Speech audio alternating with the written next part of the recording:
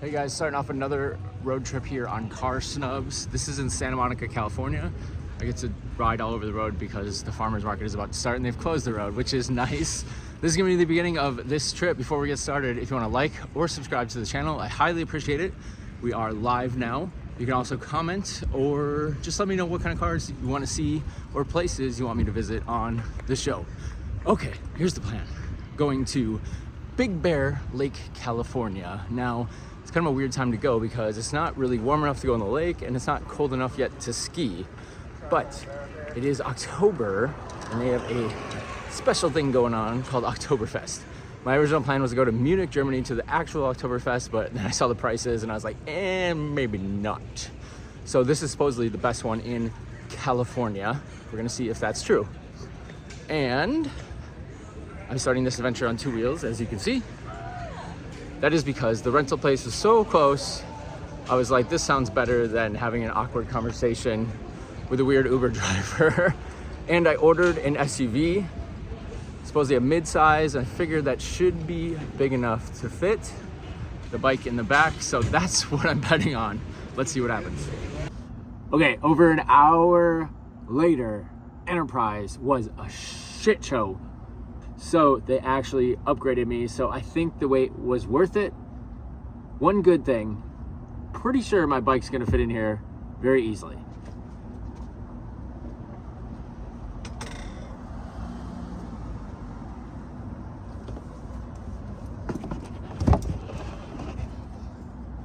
Yes, success. All right, I'll show you what I got next. The big reveal.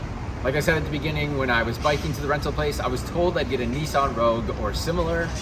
And like I predicted, and happens every single time, you never get the car that they say you're going to get. They offered me a Chevy Equinox. I wasn't very happy about it, but I was waiting. They still had to clean it. It took 45 minutes. I get in the car, first of all, hit my head on the roof, super annoyed right off the bat, turn it on, and I see it says oil change due. And I was like, what is going on here? So they did realize that it did need an oil change and I asked for another car, and here's what I got. Quite the upgrade. This is a 2022 Lexus RX 350. This is actually the last year they're making this generation. A brand new one is coming soon, but I think these still look really, really good. Under the hood, we got a 3.5 liter V6 automatic transmission, of course, has the shift paddles that you'll never use, but they look cool. 308 horsepower, plenty of power to get this thing around. In fact, it has sport mode that really gets it up and going. I might preview you guys how fast it really is. All around, obviously it's a Lexus. It comes loaded up really nice. Plenty of room in the back. It is just two rows. There's not a third row in the back. But we got comfortable seats. These seats are awesome. I've already driven in a little bit. Super, super comfortable. Got some vents for everybody back there. All the normal fairings. And the seats go down like you saw earlier, so I can get the bike in. Really easy, just like that. And then in the back, of course, you gotta have a power liftgate. Let it do its thing. Very nice feature to have there. You can also do it remotely. And this one does have the cover, so you can block out suspicious people. I just gotta know how to use it. There we go. And of course you can shut it with the power as well. That's about it. Pretty awesome car. I'm gonna drive it a little bit more, give you some impressions. I've already seen a couple things that are a little odd. But with that being said, I'm already super late. We wasted so much time getting the freaking car. I need to get on the road. I'll see you in a bit. I just came across this second generation Lexus RX. This is a 400h hybrid model. So I thought it'd be a good comparison to see how the one that I'm driving, which is the fourth generation, compares in size, how it's evolved over time. So they're parked right beside each other. Front wheels are both hitting the curb up here. You can see the new one, a little bit longer, maybe a few inches longer there. But other than that, the overall dimensions of them are still very similar. Height's about the same. I think the new one's wider though. Definitely looks a bit wider. Wouldn't be an LA road trip without a little bit of traffic and an accident. So Just got outside of LA. I think I've been driving for like a half an hour, and we're currently crawling, but it's a nice place to crawl in. The Lexus is really comfortable, really good materials, obviously, as you would expect from a Lexus. So I'm not too annoyed, but I do want to get up to the mountain. All right, 15 minutes later, they closed the entire 10 freeway in Los Angeles.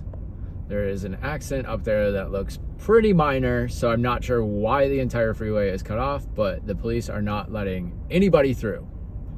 Good times. Still waiting in the accident, so I might as well show you guys the inside while we're waiting. Steering wheel is really nice. Lots of controls here. You got volume, track, your phone stuff. You can speak to it.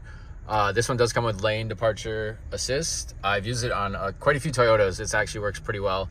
And then the front braking, whatever you call it, it can get really sensitive. It actually came on earlier when I thought it was a very minor situation, but you can adjust that. This controls the screen. This is kind of annoying. This BSM, if you guys can see that, that means blind spot monitoring, which I don't know why you need to have that on, because if you look at the mirrors, they actually already have it. So I don't know why you need the light in the dashboard. This one's pretty new, only about 4,800 miles. You got some of your stereo info here. There's lots of different menus to go through, things of that nature. Onto the screen. So like I said, this is the last year for this generation, so you kind of get some of the older tech, but it's still good enough. The screen is touch screen as well. But here's the weird thing. You can control it on this pad that looks like a mouse pad, but there's no cursor. So I could hit buttons and move around. It's really awkward. I don't know why it's there. There's still a CD slot for anybody that still owns a CD. I do like that the temperature control is actually separate from the media player. So if you want to upgrade that sometime in the future, it's not a huge issue where you can't get air conditioning and heat. Multiple modes. You got sport mode, normal mode, eco mode. I did notice quite a difference in sport mode. It shifts a lot faster. This button, I have no idea what it does. Nothing happens. Got your parking brake up there. A little bit of storage. If they got rid of this dumb cursor pad thing that no one uses, I think you could have a lot more storage. But it's really comfortable. And I will say it is actually quite a long reach to get to the screen here, because I got long arms, and even for me, you got to reach quite a bit. But the materials are really nice. I think this is actual leather on the dash, but if not, it is really nice materials. You can see all the switches, the normal stuff you would find in any car. Very, very nice ride. Finally, out of that freaking traffic, just getting to the base of the mountain. The last time I was up in Big Bear, I had like 200 miles left to go, supposedly on the range on my car, and it's about 30 miles to the top of the mountain, and I was at 0 like 3/4 of the way to the mountain, so I was freaking out. The elevation is that severe. We're going from 0 in Santa Monica at sea level, and this ending at Big Bear will be about 5,000 feet. So quite the rise. As you can see right here, we're at 306, and like I said, it's about 30 miles to the top. I'll fill you in on what that range actually says when we get to the top of the mountain.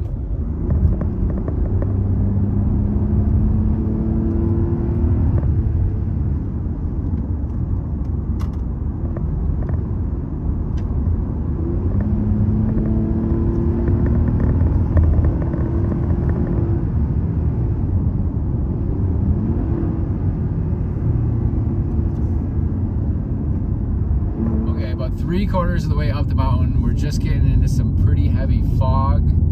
It actually looks pretty cool, and it's very fitting for the season since Halloween is around the corner. Just a quick update, when we were down at the bottom, it was about 75 degrees, and it is currently 50 degrees outside, so a little bit of a drop. It's gonna get even colder as we get into Big Bear.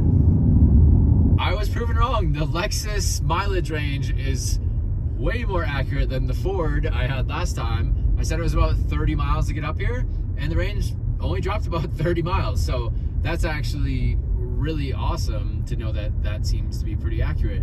Anyways, just got into Big Bear. You can check it out here awesome, huge trees, some of the gigantic pine cones laying everywhere.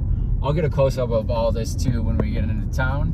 But next stop, Oktoberfest. Here's the hotel at Big Bear. It's the Best Western Chateau. Actually, pretty cool place.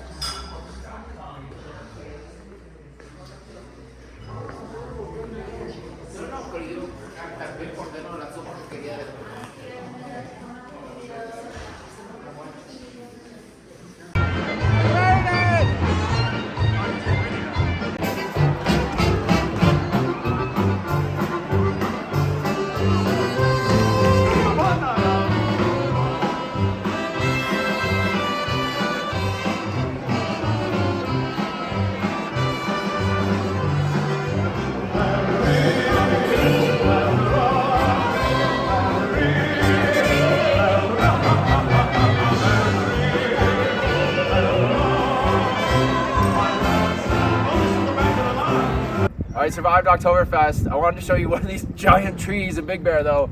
Like seriously, huge. And look at the pine cones. Massive.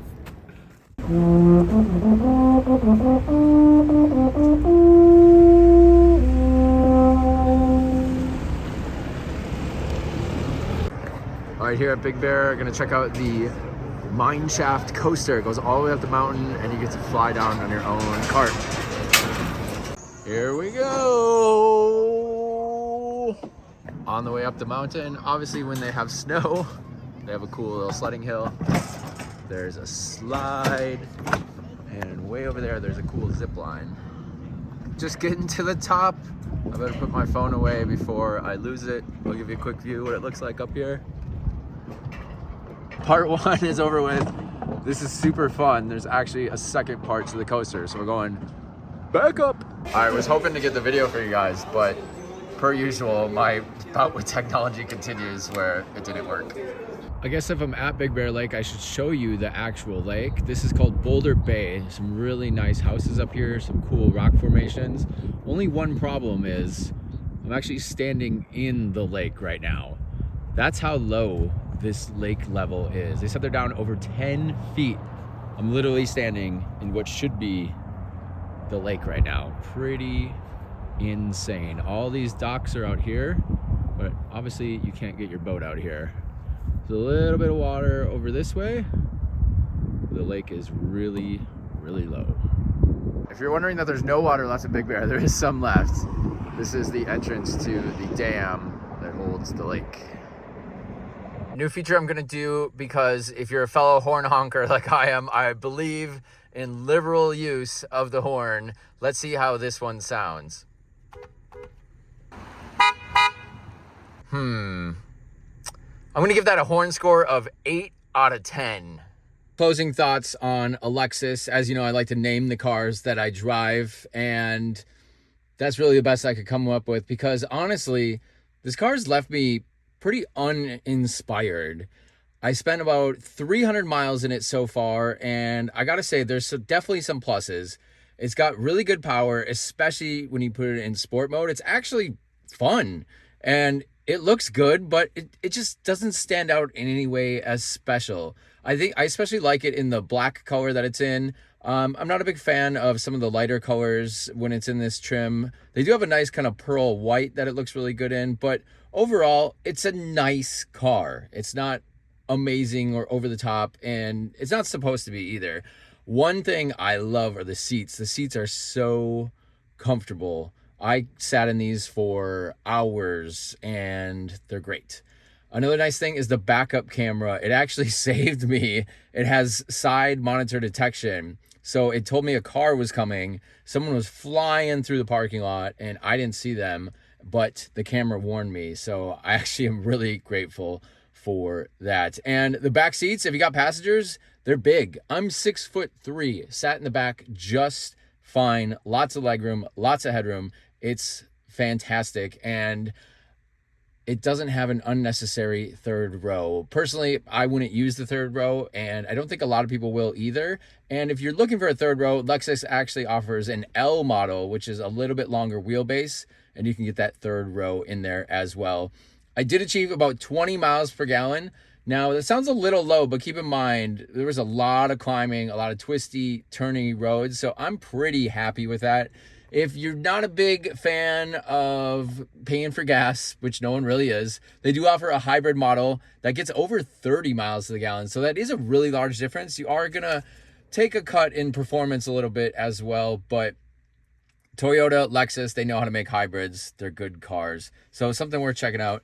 Some dislikes. This is a $47,000 car base price. I gotta assume since it's a rental car spec, it's right around that base price. Over 50 when you add in taxes and registration. I think it needs to have more standard equipment. First of all, this didn't have a moonroof. I know not everybody loves a moonroof, but it's a luxury car. You should expect that.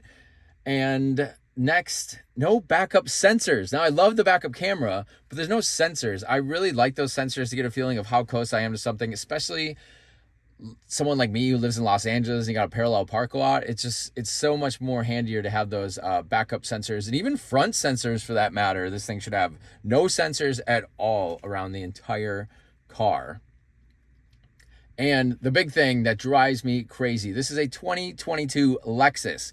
There's no Apple CarPlay in this car. Now, it is offered, but it was an option as far as I can tell, because this car does not have Apple CarPlay. Completely unacceptable for a 2022 Lexus that is $50,000. A couple other notes. The transmission is a little bit jerky when you're at slow speeds in parking lots, going from, drive to reverse and so forth. It's a little, the shifter is a little odd. And when you're just driving in normal mode, the shifts are a little bit clunky. Like I said, sport mode is so much better and responsive and a lot more fun.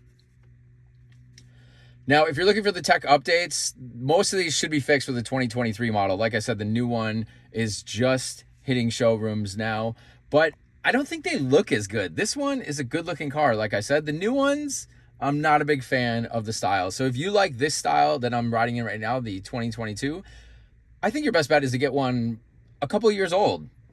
I mean, you're going to save over $10,000 on the price, and Lexus is rock solid for the reliability. So I really don't think you're going to have any issues. If you look back at a lot of these Lexus RXs for sale, they're consistently having 200, 300,000 miles because these cars last. It's a Toyota, it's a Lexus. If you don't know the difference between them, Toyota already has amazing reliability. Lexus just takes it that much further. At the assembly line, they are constantly checking, double checking things. It's a well-made car. It's a great car, but it's not inspiring me much.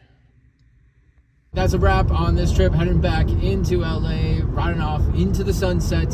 If you like this video, make sure to subscribe to the channel, Car Snubs, and leave a comment for me about where you want to see me go on the next trip. I'll do my best, or any other cars that you want to see featured on the channel. I'll see you next time.